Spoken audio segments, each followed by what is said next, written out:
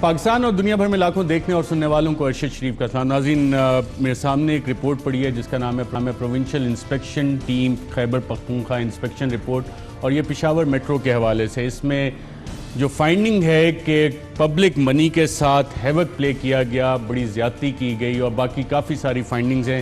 یہ کیا چیزیں ہیں یہ آپ کے ساتھ پروگرام میں آگے چل کے شیئر کرتے ہیں۔ یہ وہ فلیگ شپ پروگرام تھا خیبر پختونخوا حکومت کا جس کو کہ پنجاب کی میٹرو کو امیٹیٹ کر کے، پنڈی میٹرو کو امیٹیٹ کر کے 2017 میں شروع کیا گیا، لیکن ابھی یہ کس حالت میں اور انسپیکشن رپورٹ جو ہے وہ اس حوالے سے کیا کہہ رہی ہے وہ تفصیلات آپ سے ذکر کریں گے۔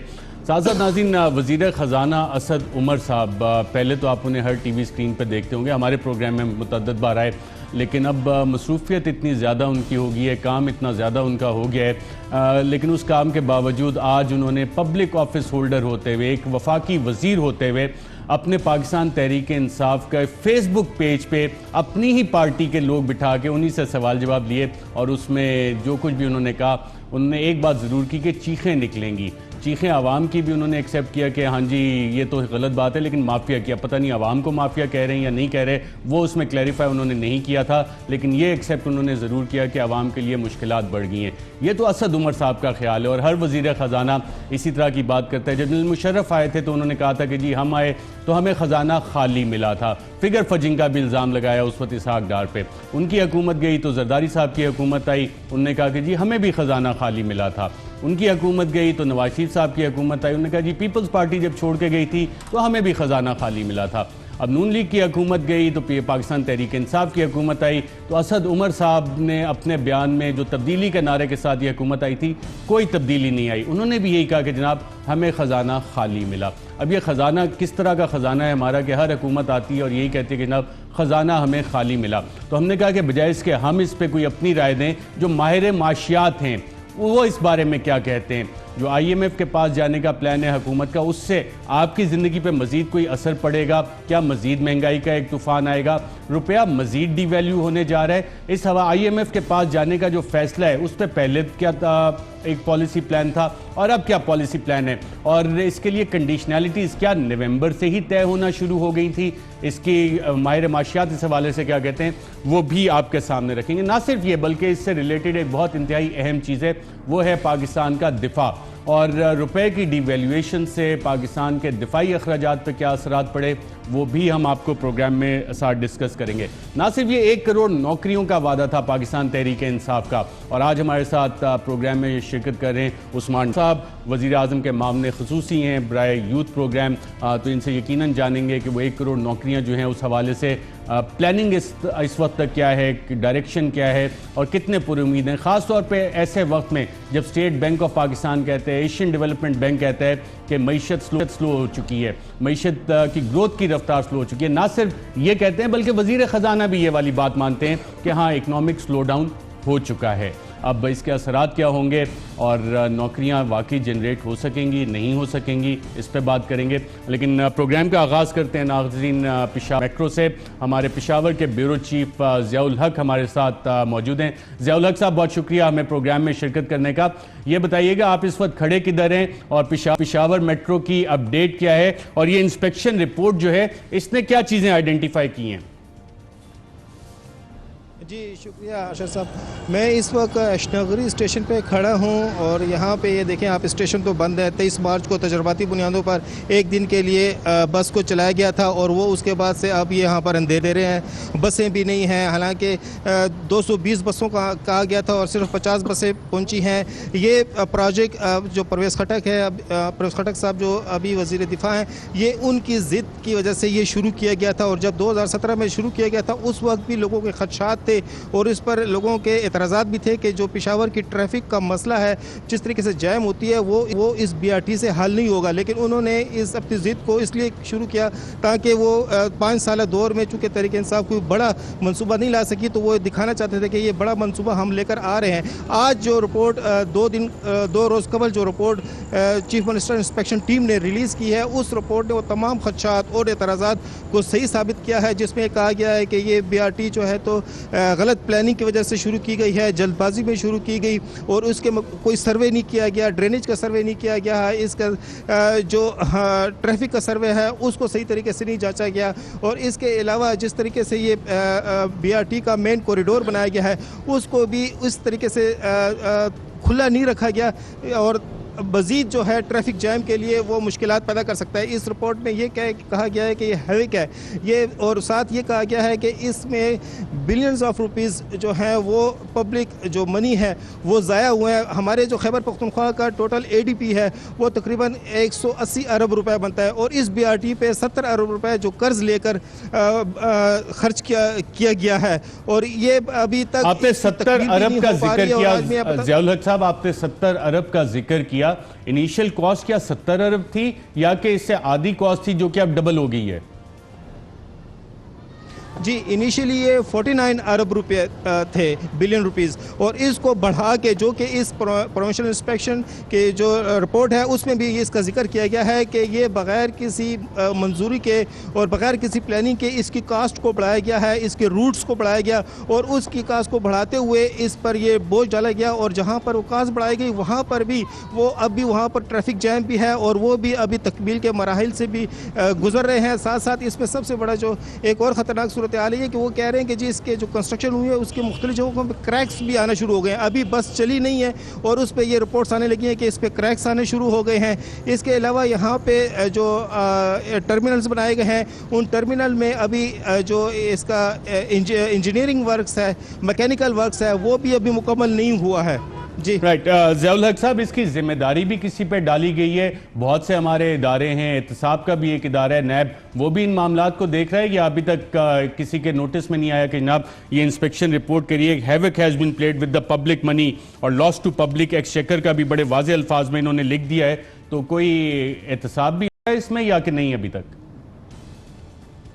ایک تو دو جو اعلیٰ افسر تھے اس سے ریلیٹڈ، ایک پشاور ڈیولپمنٹ اتھارٹی کے جو DG ہیں ان کو اپنے عہدے سے ہٹایا گیا لیکن ان کو ٹرانسفر کیا گیا ہے، اور اس کے علاوہ سیکٹری ٹرانسپورٹ تھے ان کو اپنے عہدے سے ہٹایا گیا، لیکن جیسے آپ نے کہا کہ اس کی ذمہ داری کے حوالے سے جس طریقے سے اس انسپیکشن ٹیم میں کہا گیا ہے کہ یہ بلینز آف روپیز جو ہیں تو پبلک منی کے ضائع ہوئے ہیں، ایک اور خطرناک جو چیز جو سامنے آئے گی وہ نیب کی وہ رپورٹ ہے جو کہ پشاور ہائی کورٹ میں ابھی تک سیل ہے، اور اس کی سیل رکھنے کی وجہ یہ بتائی گئی ہے کہ چونکہ یہ BRT ابھی تکمیل کے مراحل میں ہے، اور اگر اس وقت یہ رپورٹ ریلیز کر دی جائے تو یہ انتہائی خطرناک ہوگی، نہ صرف حکومت کے لیے بلکہ اس پروجیکٹ کے لیے ہوگی، کیونکہ پیسے اس پہ 70 ارب روپے خرچ ہو رہا ہے اور وہ سارا پیسہ ضائع ہو جائے گا۔ تو جب یہ رپورٹ یہ تکمیل ہو جائے گی تو وہ جب رپورٹ سامنے آئے گی تو وہ PTI گورنمنٹ کے لیے ایک انتہائی خطرناک رپورٹ وہ بھی بتایا جا رہا ہے کہ ثابت ہوگی۔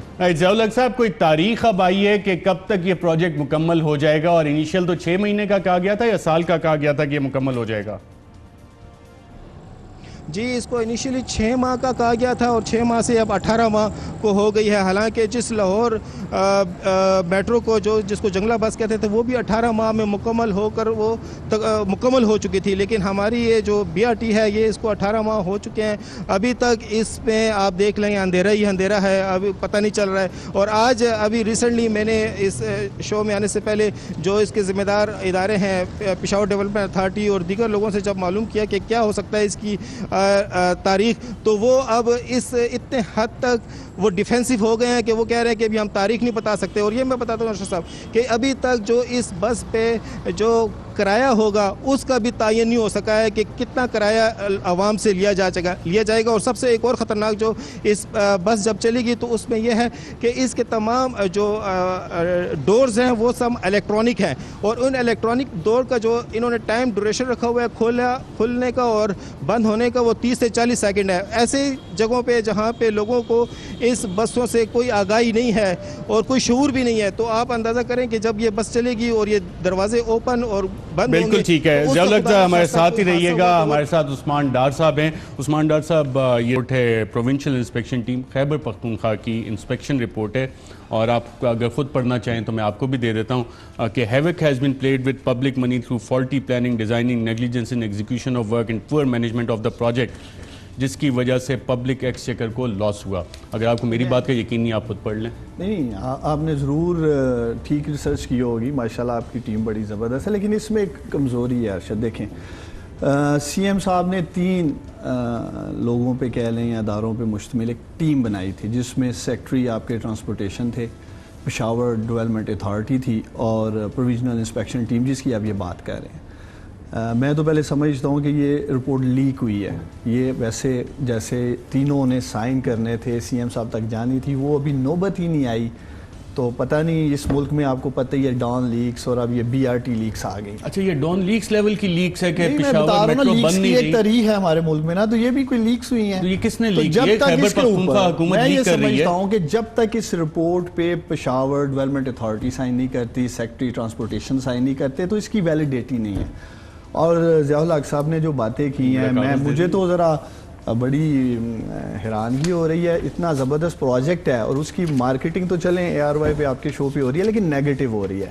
دیکھیں کچھ چیزیں ضروری ہیں عوام کے لیے بھی, آپ کے لیے بھی. یہ جو ملتان اور لاہور کی بات کر رہے ہیں, ٹائم پہ کمپلیٹ کر لیتے, کاسٹ اسکیلیشن نہ ہوتی, یہ سارے ایشوز نہ آئیڈینٹیفائی ہوتے تو پازیٹیو رپورٹنگ ہو جاتی. کاش ضیاء الحق صاحب آپ کو اس کا پی سی 1 بھیج دیتے.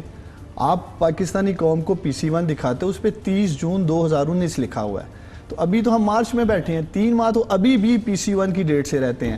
وہ ہماری خواہش تھی, ہماری حکومت کی خواہش تھی کہ اس پروجیکٹ کو جلدی ختم کیا جائے, لیکن ہم نہیں کر سکے. اس کے مختلف وجوہات ہیں, فیز 1 تھا, فیز 2 تھا, لیکن یہ نہیں کہ پی سی 1 میں کوئی ڈیٹ لکھی ہوئی تھی 17 یا 18 نومبر کی اور ہم کوئی 6 ماہ لیٹ ہو گئے. کس نے نہیں دیا کہ 6 ماہ میں ہم مکمل کر لیں گے. آپ ایشین ڈیولپمنٹ بینک کی رپورٹ اٹھا کے دیکھ لیں, وہ خود کہتے ہیں کہ ایون ویسٹرن ورلڈ میں ایسے منصوبے 2.5 سال میں ہوتے ہیں, اور ابھی 15 ماہ ہوئے ہیں. لاس ٹو پبلک ایکسچیکر اس کا کوئی ذمہ دار ہوگا؟ نہیں, کس طرح, میں تو سمجھتا ہوں یہ رپورٹ کی تب تک کوئی قانونی حیثیت نہیں ہے جب تک تینوں پارٹیز اسے سائن نہیں کر دیتی, اون نہیں کر لیتی, اور سی ایم صاحب کو نہیں دے دیتی.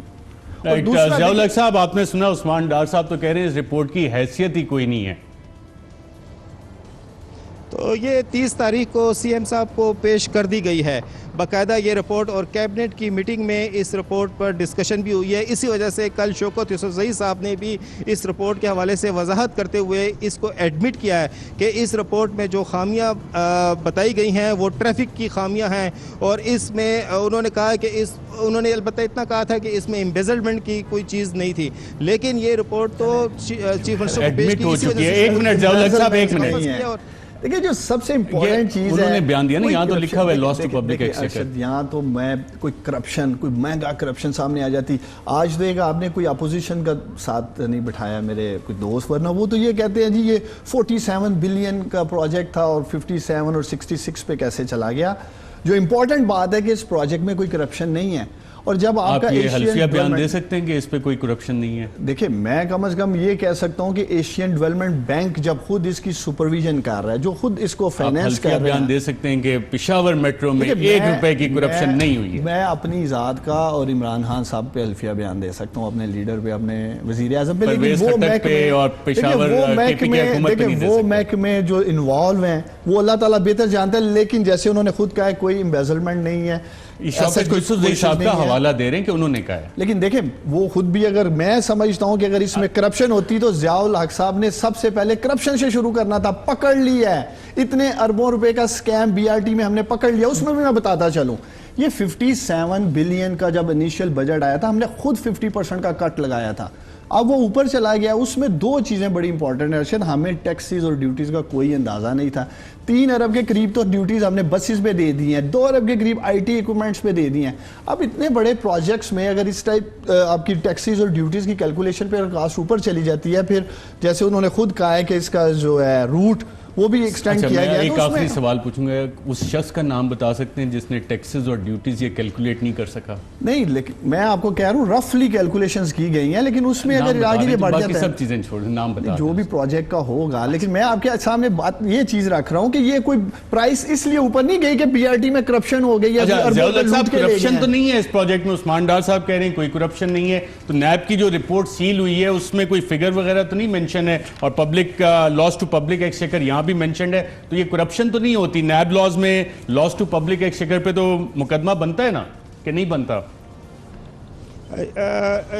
جو کرپشن کے حوالے سے بات کر رہے ہیں تو یہ जो सबका डीजी थे जिनको अभी यहाँ से इस ओहदे से हटाया गया है, तो उनसे पिछले दिनों बात हो रही थी, तो वो बता रहे थे कि उनको बाकायदा नैब के दफ्तर में बुलाया गया और नैब के दफ्तर में उनसे जो करप्शन के ज़मरे में बातें आती थीं वो बाकायदा उन्होंने ऑन रिकॉर्ड उनसे वो बातें ली हैं। लेकिन चूँकि इस वक्त वो पेशावर हाई कोर्ट में वो रिपोर्ट सील है, और वो सील इसलिए है कि सूबाई हुकूमत जो है वो सुप्रीम कोर्ट में गई हुई है ताकि इस रिपोर्ट को ओपन न किया जाए, और सूबाई हुकूमत ने उसमें प्ली इख्तियार किया है कि अगर ये इस वक्त ओपन की गई तो जितना PRD का जो प्रोजेक्ट है वो रुक जाएगा। माशाल्लाह माशाल्लाह, ये तो आपने बहुत अच्छी बात बताई। एक मिनट जरा रुकिएगा।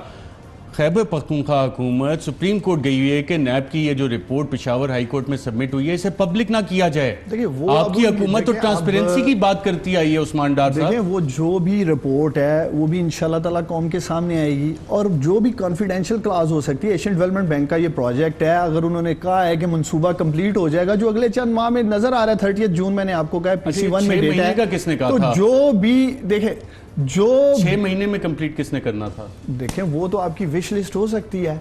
आज हमारी ख्वाहिश है कि ये इकोनॉमी स्क्रीन पे देखें विश लिस्ट किसकी है? Metro bus service to be completed in 6 months. Parvez खटक साहब उस वक्त वजीर आला थे। परवेज खटक साहब चीफ मिनिस्टर थे उस वक्त, उनकी ख्वाहिश थी कि ये 6 माह में खत्म होनी चाहिए। ख्वाहिशात पे जरूरी नहीं कि आपकी जो भी ख्वाहिश है वो पूरी हो। अब इंशाल्लाह ताला मैं कौम सुन रही है, अगले चंद माह में ये कंप्लीट हो जाएगा। लेकिन मैं आपको कम से कम ये जरूर यकीन दिलाता हूँ कि जहां तक मैंने ये सारा देखा है इसमें कोई ऐसा मेगा करप्शन जिस तरह अपोजिशन दिखाती है जी अरबों रुपए चले गए बढ़ गए, ये ऐसा कुछ नहीं है। ख्वाहिशात परवेज खटक की थी, शख्स था जो टैक्स कैलकुलेट नहीं कर सका और सुप्रीम कोर्ट में गए हुए हैं कि जी नैब की ये रिपोर्ट पब्लिक ना हो, ये हालात हैं, और कह रहे हैं कि 30 जून 2019 तक हो जाएगी। ज़ियाउल हक साहब बहुत शुक्रिया प्रोग्राम के इस सेगमेंट में शिरकत करने का। यहाँ पे नाज़रीन एक वक्फा लेंगे और वक्फे के बाद आपको जो 1 करोड़ नौकरियाँ हैं वो कब तक मिलेंगी, उस्मान डार साहब उस पर आपको तफसीलन एक टाइमलाइन बताएंगे कि पहले साल, दूसरे साल, तीसरे साल और चौथे साल, 5वें साल कितनी नौकरियां आपको हर साल देंगे और किस प्रोजेक्ट्स में देंगे। एक वक्फे के बाद वेलकम बैक नाज़रीन। पाकिस्तान तहरीक इंसाफ ने अपने मैनिफेस्टो में भी और फिर हुकूमत बनने के बाद भी ये कहा था कि 1 करोड़ नौकरियां पाकिस्तानी यूथ को, जॉबलेस लोगों को दी जाएंगी। क्या ये वाकई मुमकिन हो सकेगा?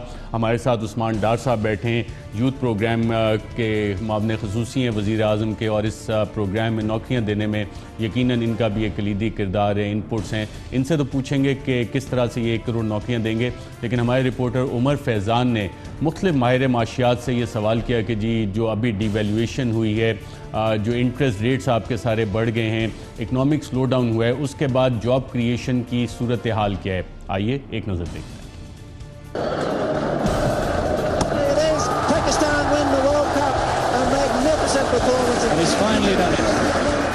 खेल के मैदानों से इक़्तिदार के ऐवानों तक का सफ़र। इस सफ़र में नौजवान इमरान खान के हर अव्वल दस्ते का किरदार अदा करते रहे। एहतजाजी रैलियां हो या 126 दिन का मुल्की तारीख का तवील तरीन धरना, मुल्क के नौजवानों ने इमरान खान की काल पर लब्बैक कहा। तहरीक इंसाफ ने 2018 का मार्का नौजवानों के एतमाद की बदौलत सर किया। इमरान खान ने 22 साल की जदोजहद के बाद 22वें वज़ीर आज़म का हलफ उठाने के बाद भी नौजवानों को 1 करोड़ नौकरियां फराहम करने का दावा दोहराते रहे, जो इलेक्शन से पहले भी करते दिखाई दिए। हमने 1 करोड़ नौकरियां पाकिस्तान में पैदा करनी है। इमरान खान के खिलाड़ी असद उमर भी 1 करोड़ नौकरियों के मौके फराहम करने के दावे पर कप्तान की आवाज पर लब्बैक करते रहे। वजारते खजाना संभालने के बाद मुल्की माशी सूरत हाल की बारीकियों से वाकफियत हुई तो भी असद उमर इस दावे से पीछे हटते नजर न आए। उस वादे के ऊपर कायम है, इंशाअल्लाह ताला पूरी भरपूर कोशिश करेंगे और अल्लाह से उम्मीद है कि 5 साल के अंदर पाकिस्तान के नौजवानों के लिए 1 करोड़ रोजगार का मौका जरूर होगा। वजीर आज़म इमरान खान का दावा एक तरफ, लेकिन मुल्की माशी सूरत हाल को देखते हुए माहिरीन माशियात इस दावे को हकीकत में बदलता नहीं देख रहे, बल्कि मुल्क में बेरोजगारी बढ़ने के खदशात का इजहार कर रहे हैं। पिछले 6 महीने में तो बेरोजगारी में इजाफा हुआ है, मीडिया में बहुत ज़्यादा हुआ है। اور مجھے کہیں حکومت کی پالیسی کے حوالے سے کہیں نظر نہیں آتا روزگار کے مواقع پیدا ہونے میں، اب تک تو نہیں آتا۔ نوکریاں جو ہیں نوکریاں پبلک پرائیویٹ پارٹنرشپ سے آئیں گی۔ اگر حکومت نوکریاں دینے کی کوشش کرے گی تو پھر آپ باقی اپنے ہر ادارے کو پی آئی اے اور پاکستان اسٹیل مل بنا دیں گے۔ سرکاری نوکریاں جو ہیں وہ نہیں ہیں۔ حکومت کا کام یہ ہوگا کہ وہ اس طرح کے حالات کو فروغ دے کہ پرائیویٹ سیکٹر جو ہے وہ انویسٹمنٹ کر سکے، وہ اپنا بزنس کر سکے اور اس میں نوکریاں جو ہیں وہ پیدا ہو رہی ہوں۔ بے روزگاری بڑھے گی۔ دیکھیں یہ بات جو میں آج آپ کے پروگرام میں کہہ رہا ہوں، یہ پرائم منسٹر کو بھی میں نے کہا ہے اپنی اکنامک ایڈوائزری کونسل کی میٹنگ میں کہ تقریباً 1.5 ملین لوگ، ینگ لوگ جاب مارکیٹ میں ہر سال آتے ہیں نوکری کی تلاش میں۔ ان سبوں کو اگر آپ نے ایبزارو کرنا ہے، نوکری دینا ہے، تو ہماری اکانومی جو ہے it should grow by 7 to 8% per annum۔ اگر یہ 3.5 اور 4% سے گرو کرے گا تو بائی ڈیفینیشن سبوں کو نوکری نہیں ملے گی۔ بے روزگاری میں بہت اضافہ ہوگا، بہت مشکل ہے۔ وعدے تو الیکشن میں سب کر لیتے ہیں اور بڑا آسان ہے وعدہ کرنا۔ پہلے جو بیک اپ میں ابھی آلریڈی ہمارا 33% جو ہے نوجوان جو ہے وہ بے روزگار بیٹھا ہوا ہے۔ روز ہمارے پاس کوئی 500 یا 700 سی ویز آتی ہیں کہ کہیں پہ کوئی جاب مل جائے۔ اب تو وہ سیکٹرز جو پہلے جاب کریٹ کرتے تھے ہائی اینڈ کے، بینکس اور انڈسٹریاں، وہ بھی اب تو ہائرنگ نہیں کر رہی کیونکہ ان کی خود کے بزنسز کم سے کم تر ہو رہے ہیں۔ کیونکہ اگر اکانومی سٹک ہو جاتی ہے، ہینگ ہو جاتی ہے، تو پھر جاب نکالنا اور اس کو لوگوں کو جاب پر لگانا، اور وہ بھی ایسے جاب ہیں جو ہائی اینڈ کی ہوں، وہ بڑا مشکل ہو جاتا ہے۔ وزیر اعظم عمران خان 1 کروڑ نوکریوں کے مواقع دینے کے ہدف کو حاصل کرنے کے لیے ہاؤسنگ منصوبے کو ٹرمپ کارڈ قرار دے رہے ہیں۔ جو ہمارا فلیگ شپ پروگرام ہے، جس سے پاکستان اٹھے گا، جس سے ہم نے 1 کروڑ نوکریاں کا لوگوں کے اوپر وعدہ کیا، وہ ہے ہماری ہاؤسنگ پالیسی۔ لیکن ماہرین کے نزدیک کپتان کا ٹرمپ کارڈ بھی اہداف کی تکمیل کا سبب بنتا نظر نہیں آ رہا۔ ابھی جو کہہ رہے تھے کہ ہم ہاؤسنگ سیکٹر سے جاب کریشن کریں گے، ابھی اس کے لیے جو کہ ہمیں انڈیکیٹر نظر آ رہے ہیں، ہمیں ہاؤسنگ سیکٹر میں کوئی بہت بڑی انویسٹمنٹ نظر نہیں آ رہی اس وقت، یا ہمیں نظر نہیں آ رہا کوئی بہت بڑا انویسٹر باہر سے آ رہا ہے یا پاکستان سے کوئی انٹرسٹڈ ہے کہ اس میں انویسٹ کریں۔ جب تک وہ نہیں ہوگی تب تک ہم کچھ نہیں کہہ سکتے۔ سابق وزیر خزانہ مفتاح اسماعیل بھی نوجوانوں کے خواب حقیقت میں تبدیل ہوتے نہیں دیکھ رہے۔ جو کروڑ نوکری کا وعدہ تھا اس کے لیے آپ کو 8% گروتھ چاہیے 5 سال کے لیے۔ جب آپ 4% گروتھ کر رہے ہیں تو آپ بیسکلی ہر سال ان امپلائمنٹ بڑھا رہے ہیں 5 لاکھ لوگوں سے۔ 50 لاکھ گھر کا وعدہ تھا، اس پہ کوئی پیش رفت نہیں ہوئی ہے۔ روایتی سیاست کو دفن کرنے کا نعرہ لگانے والی تحریک انصاف اب بھی پر امید ہے کہ 1 کروڑ نوکریوں کا نعرہ سیاسی نہیں بلکہ نظریات کے تحت ہے۔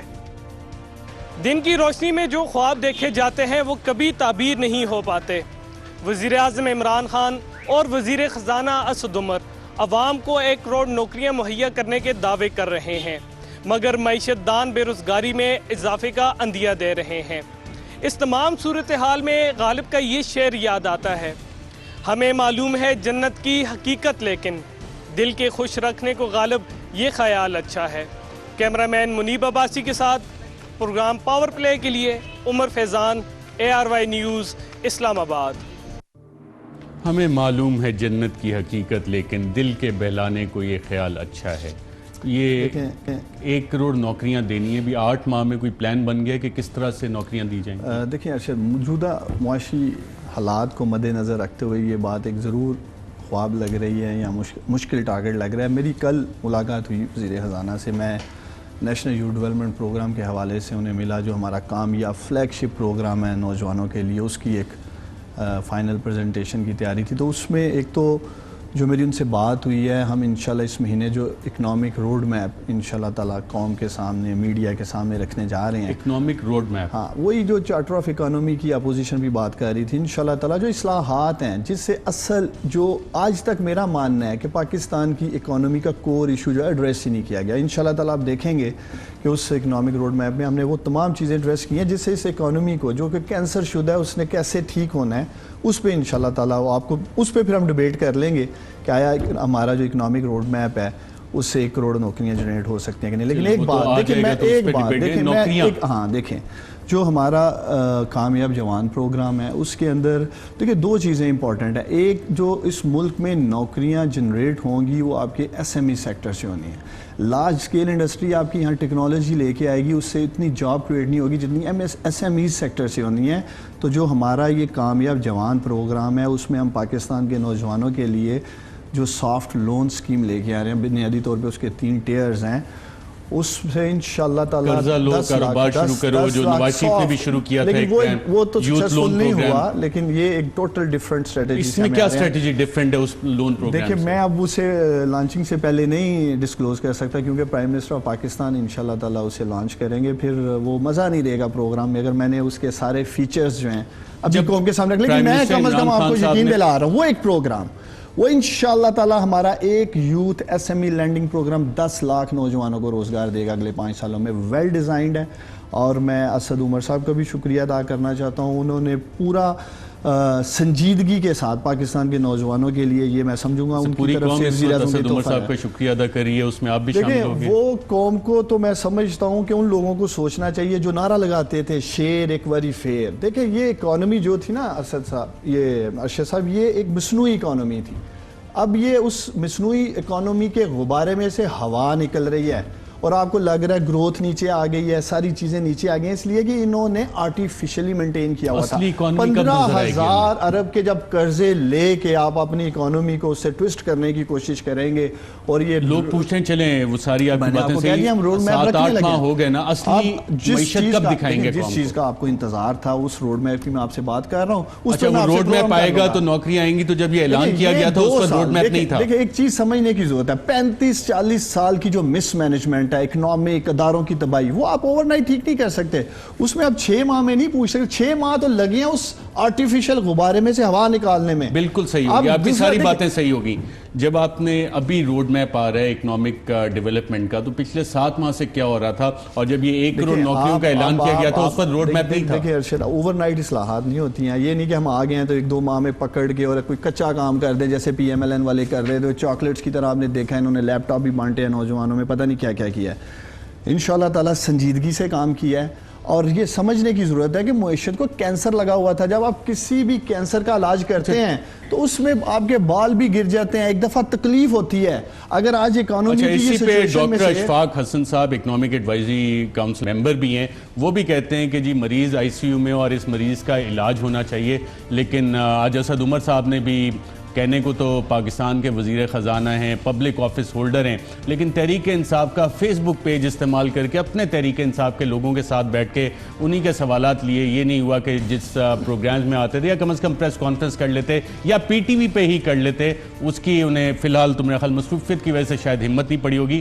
لیکن ICU کے حوالے سے, کیونکہ عثمان ڈار بھی کہہ رہے ہیں, اسد عمر بھی کہتے ہیں کہ جی ICU میں, تو اس ICU میں پڑے ہوئے مریض کے ساتھ کر کیا رہے ہیں, اشفاق حسن صاحب کیا کہتے ہیں. ڈاکٹر اشفاق حسن, آئیے دیکھیں. ایک مریض انٹینسیو کیئر یونٹ میں لیٹا ہوا ہے اور اسے دواؤں کی ضرورت ہے, ڈاکٹر آتے ہیں دیکھ کے چلے جاتے ہیں. تو جب آپ دوا نہیں دیں گے وقت پہ تو مرض تو بگڑتا جائے گا نا, بگڑتے بگڑتے یہاں پہنچا ہے. Just to build a case to go to the IMF. یہ ہے ساری پالیسیز ہماری رہی ہے کہ وقت ضائع کرتے جاؤ, ٹائم پہ کوئی اقدامات نہ کرو تاکہ مرض بگڑتا جائے اور پھر کہیں گے جی دیکھیں IMF کے ڈاکٹر کے پاس جائے بغیر علاج نہیں ہو سکتا ہے ہمارا. IMF کے ڈاکٹر کے پاس جائے بغیر علاج نہیں ہو سکتا ہمارا. واقعی ایسا ہے؟ دیکھیں IMF کے پاس جانا ایک آپشن موجود ضرور ہے, لیکن اگر ہم جاتے ہیں نرم شرائط پہ جائیں گے. لیکن جو ڈاکٹر صاحب بات کر رہے تھے, دیکھیں وہ اب وقت آ گیا جو میں نے آپ کو کہا ہے اکنامک روڈ میپ کا. اب یہ پاکستان کی اکانومی کو وہ ریڈیشن ہونے جا رہی ہے کینسر کو, جو ڈاکٹر صاحب کہہ رہے تھے کہ دوائی نہیں دے رہے, علاج نہیں کر رہے, اور یہ اسد عمر صاحب انشاءاللہ تعالیٰ جو روڈ میپ رکھیں گے آپ کو اس میں پراپر اس کینسر کے علاج کی ریڈیشن نظر آئے گی ہوئی ہے. اسد عمر صاحب وہ واحد شخصیت تھے آپ کی جماعت میں جن کو کہ حکومت آنے سے پہلے عمران خان صاحب کہتے تھے یہ ہمارے وزیر خزانہ ہوں گے. 3 ماہ پہلے آپ نے میریٹ ہوٹل میں بیٹھ کے بنایا کہ جی ہم آئیں گے تو 100 ڈیز پلان میں یہ سارا ہوگا. وہ تو سب سے زیادہ ویل پریپیئرڈ تھے. اس وقت جو اکنامک روڈ میپ نہیں تھا آپ کے پاس, اور اب پچھلے 7 ماہ میں تحریک انصاف نے اپنے ہی غبارے سے معیشت کے حوالے سے ہوا تو نہیں نکالی. نہیں دیکھیں ارشد, ہم اپوزیشن میں ہیں. جب آپ اپوزیشن میں بیٹھے ہوتے ہیں آپ کو اس طرح سے سٹیٹسٹکس اور فگرز نہیں نظر آتی ہیں, بتائی جاتی جس طرح انہوں نے PMLN نے فگر فجنگ بھی کر رکھی تھی. تو جو ہم ایکسپیکٹ کر رہے تھے اس سے زیادہ برے حالات تھے جب ہم گورنمنٹ میں آئے ہیں. اور میں سمجھتا ہوں اس مشکل کرائسس میں واحد ایک ہی لیڈر تھا, عمران خان, جو یہ بوجھ اٹھا سکتا تھا ایسے کینسر شدہ اکانومی کا. اور اسد عمر صاحب ہمت نہیں آ رہے ہیں. کم از کم اسحاق ڈار صاحب, میں سنتا ہوں آج کل ٹاک شوز میں بیٹھتے ہیں, وہ تو نہیں ہمت نہیں ہاریں گے انشاءاللہ تعالیٰ. انہیں عمران خان پہ ٹرسٹ ہے. لیکن میں ایک ضرور اسحاق ڈار صاحب کے ٹاک شوز بھی سنتا ہوں. میں آپ کے ہی پروگرام سے انہیں پیغام دینا چاہتا ہوں کہ اگر اسحاق ڈار صاحب کی پالیسیز اتنی اچھی تھی, بڑی زبردست اکانومی چلا رہے تھے, پھر باغ کیوں گئے, بگوڑے کیوں ہیں؟ جیسے بھی مشکل حالات ہوں گے اسد عمر کبھی یہ ملک چھوڑ کے نہیں بھاگے گا. یہ اس کی کمٹمنٹ ہے اس ملک کے ساتھ. اسحاق ڈار صاحب نے اگر اکانومی پہ کوئی بھاشن دینا ہے تو پاکستان میں آئے نا, یہاں سے بیٹھ کے پروگرام کریں. لنڈن سے بیٹھ کے بتا رہے ہوتے ہیں میں $120 کا کر دوں گا, مجھے بلا لیں. تو بھائی جان آپ آئیں نا, پہلے آ کے اپنے معاملات کا سامنا کریں پاکستان میں. لنڈن سے بیٹھ کے بتاتے ہیں اکانومی کیسے ٹھیک کرنی ہے, اور پھر مفتاح اسماعیل سامنے ہی ہیں. ان PMLN کے دونوں فینانس منسٹر کے اپنے بیانات میں تضاد ہے, کنٹروڈکشن ہے. وہ کہتے تھے جی اسحاق ڈار صاحب تباہ کر گئے, پھر انہوں نے ڈالر بھی ایکسلیٹ کیا. ناظرین یہاں پہ لیں گے وقفے کے بعد, جب دوبارہ آپ کی خدمت میں حاضر ہوں گے تو تھوڑی معیشت کی بھی بات کریں گے اور ایک دو اہم مسئلوں کے حوالے سے, اور خاص طور پہ کیا ہمارا دفاع تو متاثر نہیں ہو رہا اس حوالے سے, ایک وقفے کے بعد. ویلکم بیک ناظرین. حکومت اس وقت مذاکرات بھی کر رہی ہے. اسد عمر صاحب واشنگٹن بھی جا رہے ہیں IMF کے ساتھ final bell out package agri کرنے کے لیے, اور جتنی بھی شرائط وغیرہ ہیں وہ اس میں جا کے طے ہو جائیں گی. اس سے پہلے اسد عمر صاحب کیا کہتے تھے IMF کے حوالے سے, ان کی شرائط کے حوالے سے, آئیے دیکھتے ہیں. ایک طریقہ کار یہ تھا, سیدھے جائیں IMF کے سامنے بیٹھیں, جو شرائط رکھیں دستخط کریں اس کے اوپر, اور قوم کے سامنے آ کے کھڑے ہو کے بول دیں جی کیا کریں, وہ تباہ کر گئے تھے, ہماری تو مجبوری تھی, IMF کہتا ہے یہ کرو, اور جو وہ کہتے ہیں وہ کرتے چلے جاؤ. میں نے یہ پہلے دن بھی کہا تھا اور میں آج بھی کہتا ہوں, ہم IMF کے پیچھے نہیں چھپیں گے. اگر IMF کے ساتھ معاہدہ کریں گے تو ان شرائط کے اوپر کریں گے جو ہم سمجھتے ہیں اس قوم کی معیشت کی بہتری کے لیے, اس عوام کی بہتری کے لیے. زبردست, اس سے اچھی بات یہ اسد عمر صاحب نہیں کر سکتے تھے. لیکن اس پہ ڈاکٹر اشفاق حسن خان صاحب کیا کہتے ہیں, آئیے دیکھتے ہیں. وزیر خزانہ صاحب کہتے ہیں نا کہ ابھی ہو رہی ہے اور بہت ہمارے شرط انہوں نے مان لیا ہے, ہم نے ان کی شرط نہیں مانی, انہوں نے مان لی ہے. ایسا کبھی دنیا میں ہوا ہے؟ یہی بات میں نے IMF کی جو ریزیڈنٹ ریپرزنٹیٹیو ہے یہاں پر, خاتون, ان کو میں نے مذاکن کہا, ایک ڈنر پہ ان کے ساتھ میں نے کیا کہ I'm glad that you have acceded to Pakistan's conditions to lend money. تو انہوں نے کہا کہ doctor Khan, we don't lend money on borrower's term.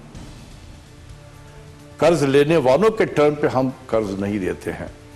ہمارا ایک اسٹینڈرڈ طریقہ ہے, اسٹینڈرڈ اپروچ ہے.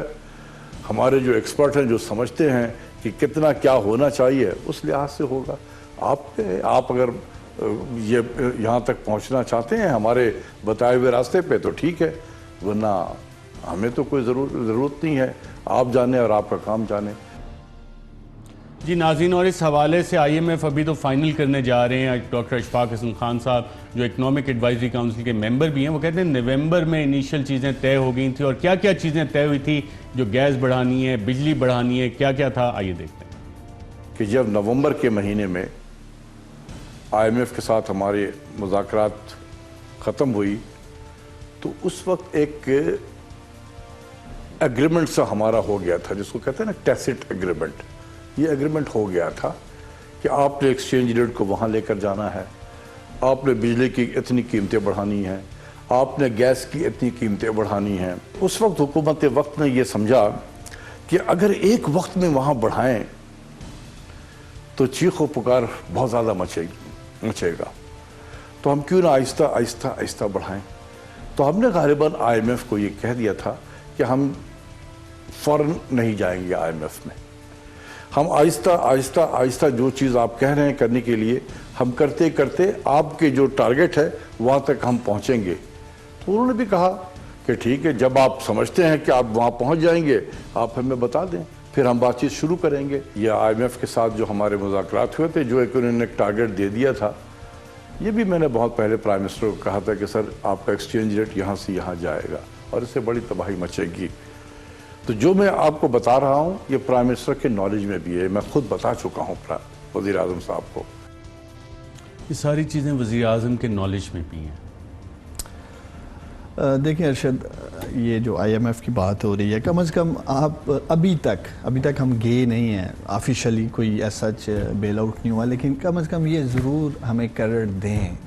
جس دن ہم نے گورنمنٹ لی یا ہمیں ملی تو اس وقت کیا اکنامک سچویشن تھی. ماضی میں خود اسحاق ڈار صاحب مانتے ہیں کہ ہمیں جون میں ہم 2013 میں یہ گورنمنٹ میں آتے ہیں اور جولائی میں ہی چلے جاتے ہیں IMF کے پاس. مجھے یہ بتائیں, جو ڈالر کی قیمت بڑھتی جا رہی ہے, بجلی گیس کی قیمتیں بڑھتی جا رہی ہیں, IMF کی شرائط نہیں ہے, یہ آپ کی اپنی پالیسی ہے؟ میں آ رہا ہوں, اس بات کرتے ہیں اس پہ, لیکن پہلے مجھے تھوڑا سا ماضی میں اس لیے جانا ضروری ہے. ماضی نہیں, ماضی چھوڑیں, حال کی بات کرتے ہیں. لیکن یہ لوگ تو خود ماضی میں IMF کے سامنے بیٹھے نہیں, وہ تو کرتے رہے. آج اگر ہم کوشش کر رہے ہیں اینڈ تک کہ IMF کے پاس کو نہیں ملا نا, آپ کو ملا تھا کہ آپ نے کہا تھا. اس لیے اب آتا ہوں میں, یہ جو بجلی بڑھانا چاہ رہے ہیں یا جو ڈالر یا ایکسچینج ریٹ کی بات کر رہے ہیں, آپ 8 ماہ کے پچھلے جو کرنسی میئرز کرنے والی تمام وہ اٹھا کے ایجنسیز کی خود پریڈکشنز دیکھ لیں, وہ کہتے تھے کہ ڈالر کا ریٹ بڑھے گا. وہ